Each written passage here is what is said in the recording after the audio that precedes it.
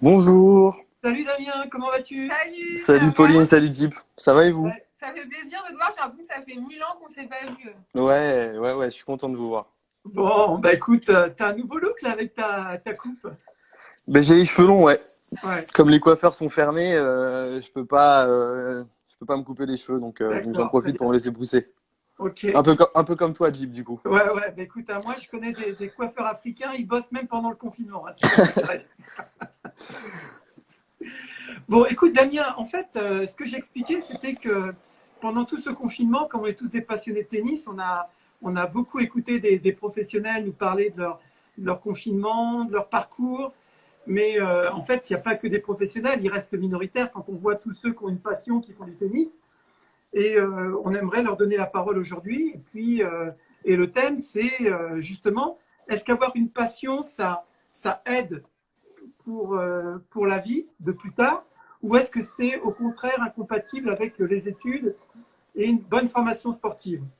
Est-ce que tu pourrais, en tous les cas, te présenter, nous donner ton parcours et nous dire un peu où tu en es? Ouais, bien sûr. Déjà, merci de me recevoir, je suis touché et Oui, honoré. Moi, j'ai 22 ans.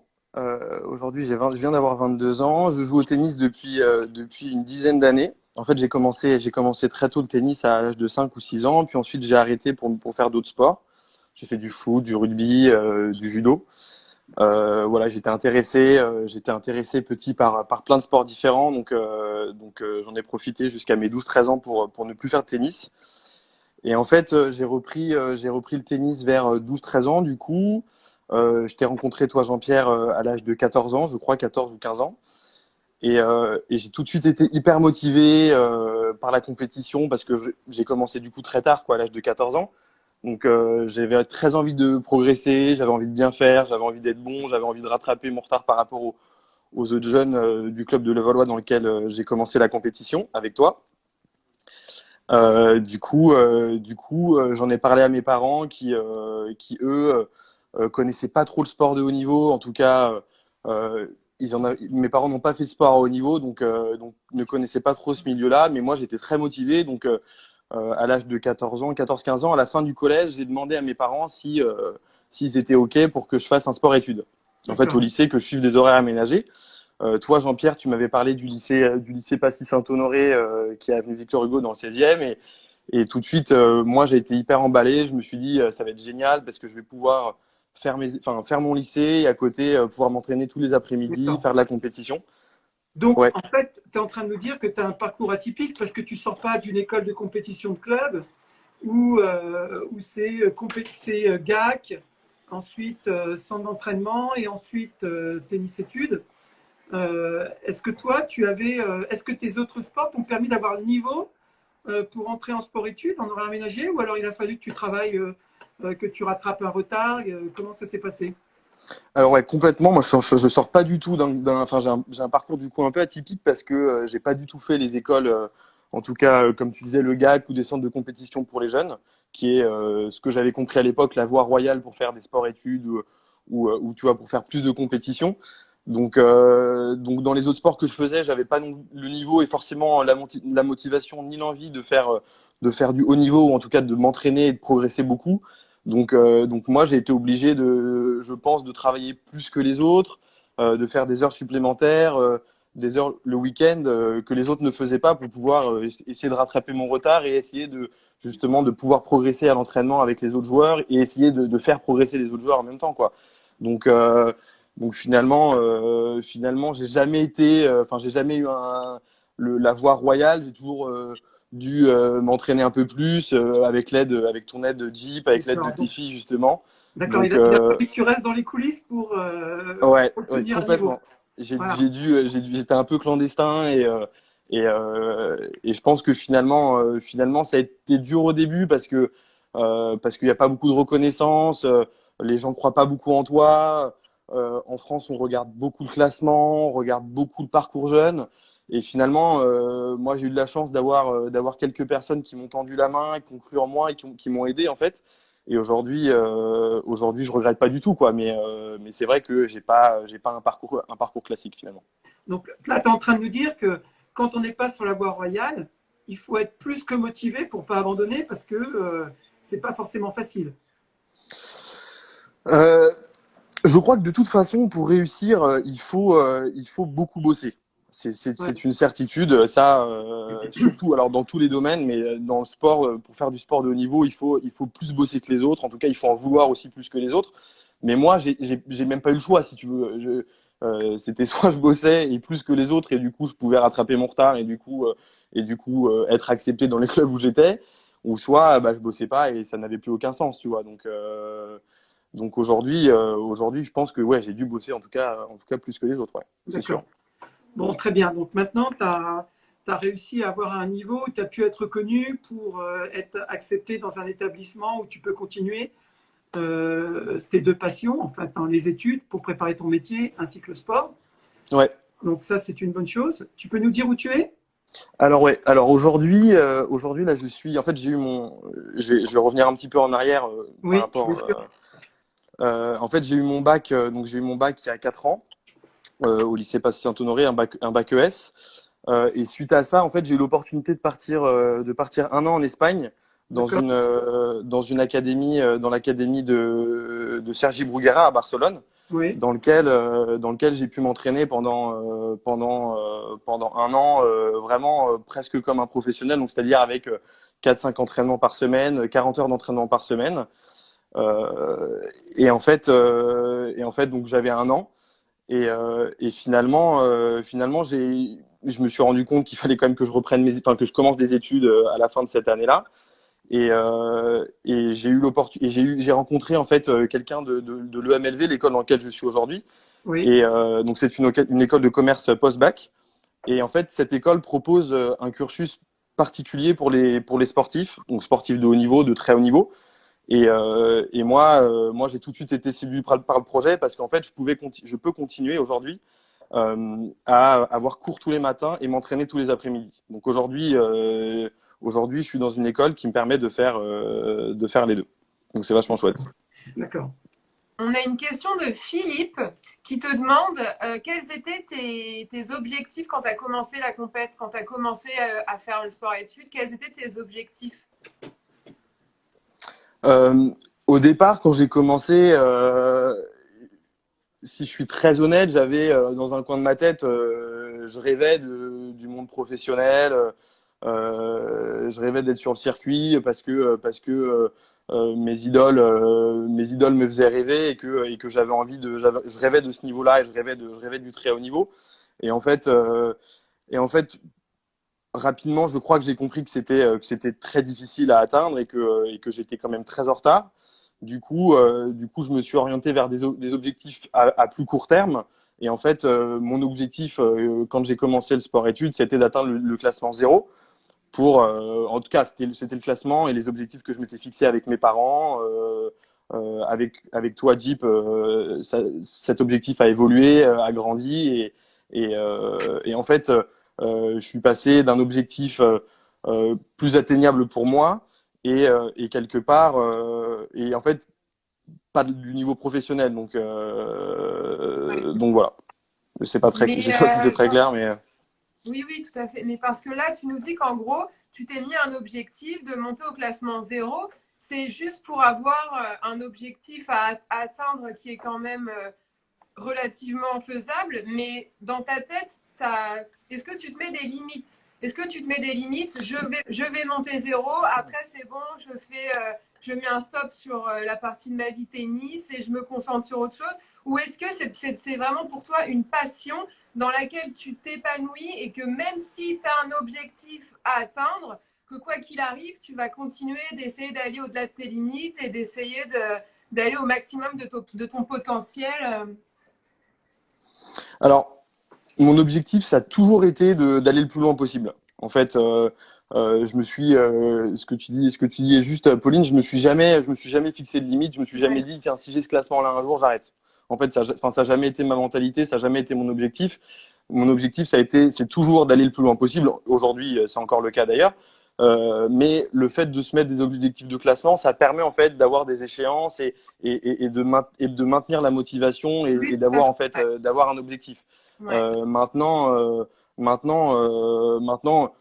Si je vais au-delà de zéro, tu vois, je cracherai pas dessus. Et en fait, mon objectif, c'est vraiment de progresser le plus possible, le plus longtemps possible, de bosser techniquement, tactiquement, physiquement, et pour continuer à un bon niveau, à haut niveau, le plus longtemps possible, quoi. J'ai pas de, je me suis pas dit à 25 ans j'arrêterai le tennis ou à 30 ans j'arrêterai le tennis. Je suis vraiment un passionné de tennis, un passionné de sport. Donc mon objectif, c'est vraiment d'aller le plus haut possible, quoi.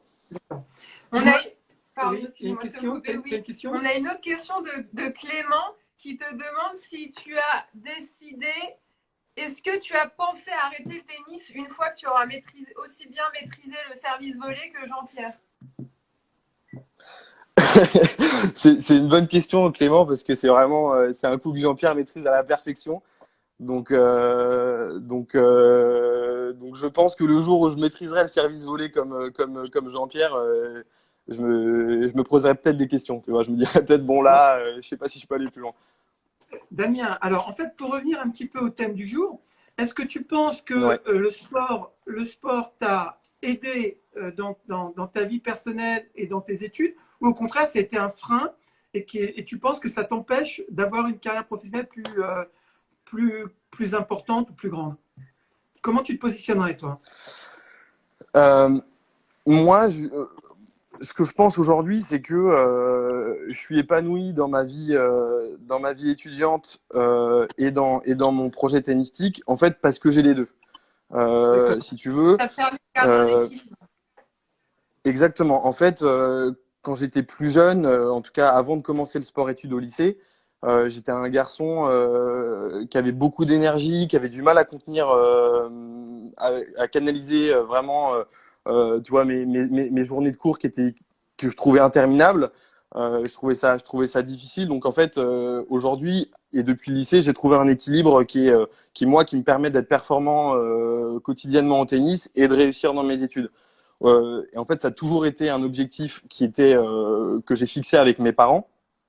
Mes parents m'ont dit, tu peux continuer à faire du tennis, tu peux continuer à t'entraîner autant que tu veux, mais tu gardes tes études à côté. Donc la première étape, ça a été le bac. Donc l'intérêt du lycée Passy-Saint-Honoré, ça a été justement de faire les deux. Et aujourd'hui, à Léonard de Vinci, je continue à m'entraîner 4 ou 5 fois par semaine et avoir cours tous les jours. Donc en fait, j'ai vraiment trouvé un équilibre. Et moi, je trouve que c'est pas du tout incompatible, que le sport et l'entraînement à haut niveau n'est pas du tout incompatible avec des études. Et au contraire, moi, j'encourage vraiment les jeunes qui ont des passions et les parents de jeunes qui ont des passions à les pousser pour aller au bout de leurs rêves et au bout de leurs rêves, quoi.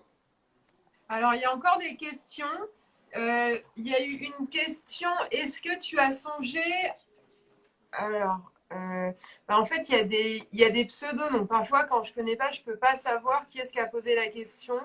Ah, Giacomo. Et j'ai vu défiler la question. Est-ce que tu as déjà songé à aller étudier dans une fac américaine? Ouais, j'y ai pensé plusieurs fois. À vrai dire, en fait, la première fois que j'y ai pensé, c'était quand j'étais en Espagne. En fait, c'est Giacomo, c'est un joueur avec qui j'étais en Espagne, un bon copain à moi, Ah, qui joue lui aux États-Unis. Et en fait, il y a pas mal de mes camarades d'entraînement qui étaient en Espagne avec moi, qui jouent maintenant aux États-Unis en niveau universitaire. Du coup, moi, on m'a posé la question, mes parents m'ont demandé, moi, je me suis demandé si j'avais envie ou pas. Et même aujourd'hui, je me pose encore la question pour mon master éventuellement. Mais je suis pas sûr d'avoir. Enfin, aujourd'hui, c'est pas ma priorité.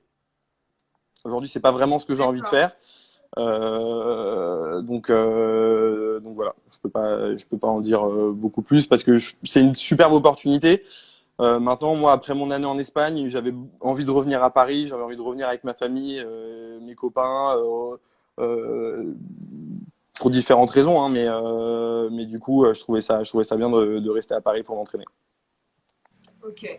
Surtout Donc, qu'en fait, ça coïncidait aussi avec la création de la structure du team LSP. ouais. C'est vrai que toi, Et donc, en fait, tu on l'as a. intégré dès le début, en fait. Tu as été un des Ouais, premiers joueurs. ouais, j'ai été. En fait, je me souviens d'un repas avec Jeep, donc ça date d'il y a 3-4 ans, dans lequel il m'avait parlé de la structure et qu'il cherchait des joueurs et qu'il serait ravi de m'accueillir dans sa structure. Et aujourd'hui, je changerais de structure pour rien au monde. Bah, écoute, c'est très gentil, Damien. Alors, il y a une question de Flopos. Pauline intervient-elle dans ton entraînement? Toi qui connais les deux, quelle différence vois-tu entre un entraîneur masculin et féminin et que peut apporter pour toi un entraîneur féminin? Un entraîneur femme. Alors, Tu peux en partie répondre à ça. Pauline, Alors, Pauline j'interviens pas. intervient peu. Ouais, Si, mais peu. Peu. j'interviens pas systématiquement, mais j'interviens quand même de temps en temps. Après, ça va toujours être sur des thèmes que nous avons travaillé ensemble. Ouais, c'est toujours, je m'adapte au thème de la période, le thème du moment. Et après, on travaille sur des points qui sont toujours, qu'on a toujours discuté ensemble, en fait. Donc, mes interventions vont être similaires à. En fait, elle est en train de te dire que si elle te dit n'importe quoi, c'est moi qui lui ai demandé de te dire Voilà, n'importe quoi. exactement. En tout cas, moi, pour répondre à la question qui a été posée, moi, j'ai jamais été entraîné par une femme. J'ai toujours été entraîné par des hommes. T'as pas eu de chance. Et je trouve ça. Ou alors c'est peut-être pas de chance parce que t'es très agréable à entraîner. Ouais, c'est pas faux. Moi, en tout cas, je trouve ça super. Alors, je connais Pauline aussi depuis longtemps, en fait. Donc, en fait, c'est super facile de suivre les conseils de Pauline parce que comme tu connais, alors encore mieux le sport de haut niveau, même mieux que moi, tu connais certains aspects que je ne connais pas. Moi, je fais une confiance aveugle. J'ai vraiment en toi et en Jeep, donc je trouve que c'est facile. Après, comme moi, je pense qu'il n'y a pas de différence. En tout cas, je n'aurais aucun souci par être entraîné par une femme. En tout cas, si c'est ça la question, c'est ma réponse. Maintenant, je pense qu'il n'y a pas des hommes plus compétents que des femmes, et je trouve que c'est même agréable de changer de temps en temps, quoi. Et si on peut apporter un truc en plus avec une touche de féminité? Ah bah moi, je serais le premier ravi. D'accord. Ok. Damien, Ouais. tu vas répondre à une dernière question avant qu'on te libère. Est-ce que tu aurais envie, après une fois tes objectifs remplis, une fois tes études terminées, trouver un métier dans le sport ou alors toi-même t'orienter dans un double cursus professionnel et sportif? Est-ce que tu as déjà pensé à ton avenir? C'est une question un peu piège que tu me fais là, Deep. J'y pense, je commence en fait à y penser de plus en plus parce que il me reste 2 ou 3 ans d'études. Oui. Donc je commence, enfin ça va venir très très vite. Et ça me fait un peu peur d'ailleurs. Maintenant, j'ai pas vraiment d'idée précise de ce que je vais faire après. Maintenant, j'ai très envie de travailler dans le sport, donc il y a beaucoup d'opportunités, que ce soit dans les marques. Moi, j'ai très envie d'être agent, donc d'accompagner des joueurs. En tout cas, aujourd'hui, ce sont mes objectifs. Mais à côté, un métier qui se développe effectivement. Et en tout cas, aujourd'hui, j'ai envie de travailler dans le sport. J'ai envie de t'aider, Jeep, à développer ta structure en laquelle je crois. Donc je sais que j'ai beaucoup d'opportunités. J'ai de la chance en fait de faire des études et de faire du sport. Donc ça me servira, tu vois, ça me servira toute ma vie. Ce sont les enseignements du sport de haut niveau, enfin de l'entraînement de haut niveau et des études c'est une bonne école pour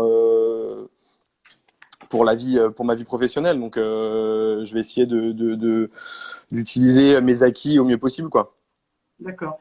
Écoute, Damien, j'apprends en direct que tu envisages de travailler, qu'on envisage de travailler ensemble. Écoute, c'est vraiment avec plaisir parce que, comme je l'ai dit, tu es tellement agréable que je suis sûr qu'on fera une bonne équipe. Bah écoute, j'ai hâte. Ok, bah, écoute, je te remercie beaucoup Damien pour ton intervention. Nous allons, Avec grand plaisir. nous allons appeler Jade maintenant pour qu'elle puisse nous faire vivre son expérience à son tour. Ok. Je Merci vous Merci, beaucoup, embrasse. à Damien. très bientôt À Ciao. bientôt, Damien. j'espère. Au revoir. Salut. Alors, je vais hop.